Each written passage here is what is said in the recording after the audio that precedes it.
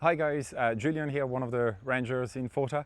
I'm here today to talk to you about nothing too exotic, but it's actually a native animal that we have in Ireland, in our rivers. It's the white-clawed crayfish, but that wild population in Ireland, that native crayfish is under a lot of pressure. There is what we call crayfish plague, which is spreading through our rivers, and it's actually just killing off all the entire populations of white-clawed crayfish. So here in Fota we are doing something to help local populations here in Cork, and we were contacted by National Parks and Wildlife Services so back last October for pretty much a rescue mission. Some of the areas they were monitoring, the plague was coming up to it.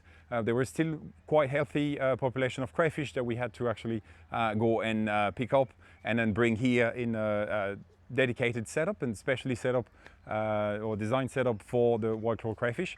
So this rescue mission was led and funded by National Parks and Wildlife Services, but had a multi-agency approach. We had the work of the Marine Institute in Galway that played a massive role in and still playing a role in identifying and monitoring the plague in Ireland. Also Cork County Council, Inland Fisheries Ireland, as well as the involvement of independent crayfish experts. So we have 150 crayfish at the moment that were collected from North Cork. He's a small individual, probably 2 to 3 years old. You may ask why white claw where the claws are clearly brown. They are white claw because they are actually white underneath. We have a male. We can actually tell the difference between male and females with the small legs they have under the abdomen. And it is a healthy individual. There's no marks, there's nothing. He looks fantastic. So we're just going to put it back in. The aim of this conservation project, which started off as a rescue mission, as the plague was going up the stream fairly quickly, we had to rescue these guys and take them away from the plague. We have, so the rescue mission is actually becoming a conservation program, where some of the females that we collected actually found love in the tubs anyway. Some are carrying eggs, and hopefully they'll be hatching here in Fota in a few weeks' time.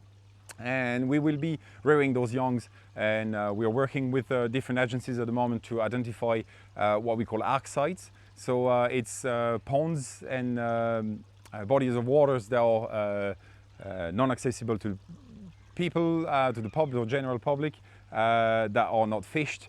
So safe areas anyway for the crayfish to establish a population outside the wildlife park in those areas. So for the meantime, these guys, so the 150 crayfish, will be staying in Fota.